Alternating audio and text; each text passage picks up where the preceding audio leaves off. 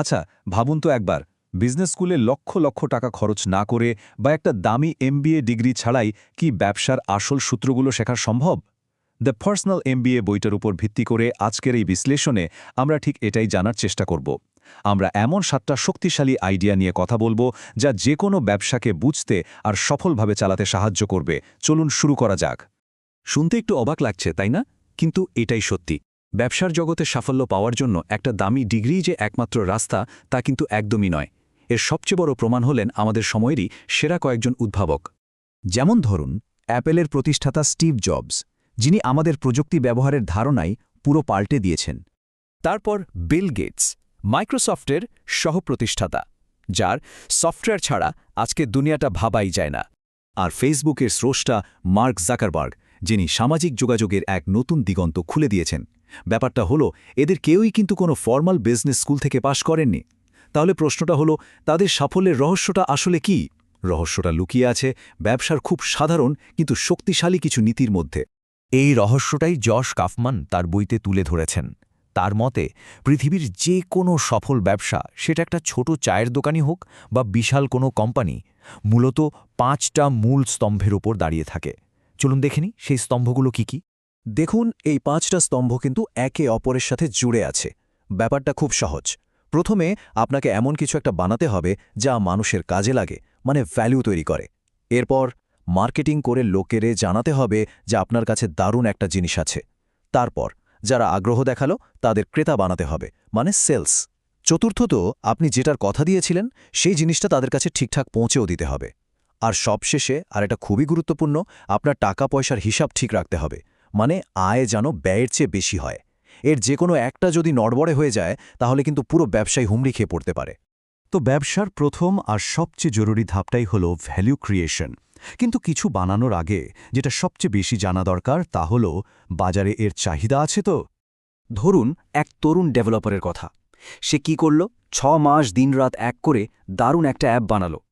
তার মাথায় ছিল অ্যাপটা বাজারে আসা মাত্রই একদম হইচই ফেলে দেবে। কিন্তু হলোটা কি? অ্যাপ লঞ্চ করার পর দেখা গেল কেউ ওটা ডাউনলোডই করছে না।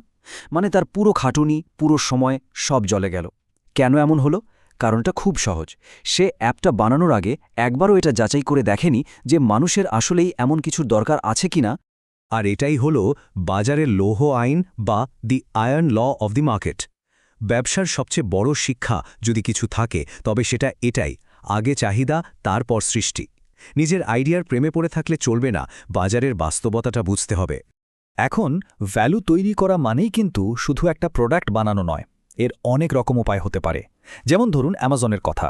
তারা কিন্তু একই সাথে 3টা উপায়ে ভ্যালু তৈরি করছে।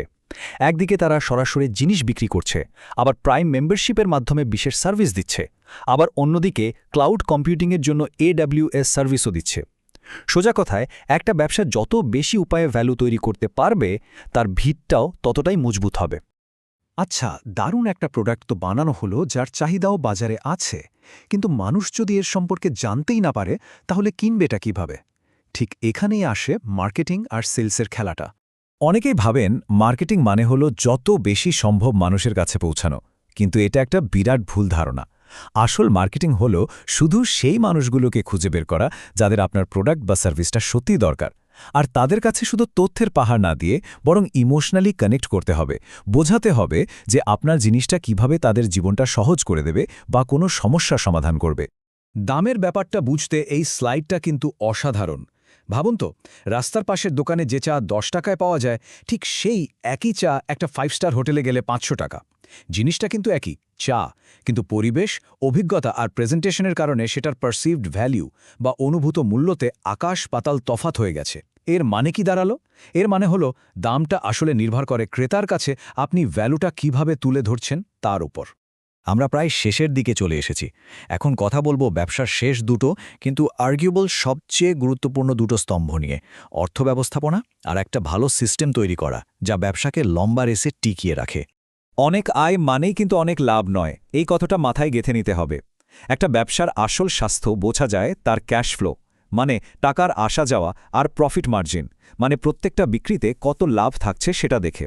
যদি খরচ কন্ট্রোলের বাইরে চলে যায়, তাহলে তো কোটি টাকা আয় করেও দিনের শেষে ব্যবসাটা লোকসানেই চলবে।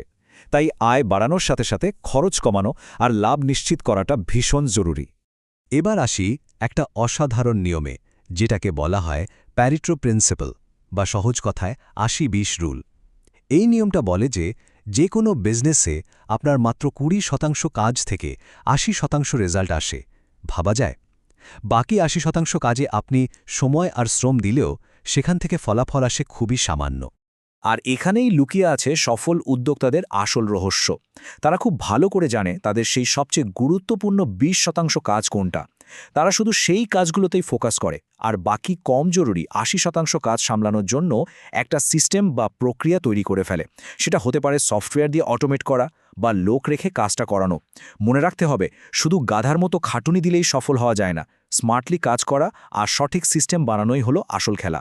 তো এতক্ষণের পুরো আলোচনা থেকে আমরা ব্যবসার যে মূল শিক্ষাগুলো পেলাম, চলুন সেগুলো এক ঝলকে আরেকবার দেখে নিই। প্রথমত, ব্যবসার ওই ৫টি স্তম্ভকে সবসময় মজবুত রাখতে হবে। দ্বিতীয়ত, কিছু বানানোর আগে বাজারটা ভালো করে বুঝতে হবে।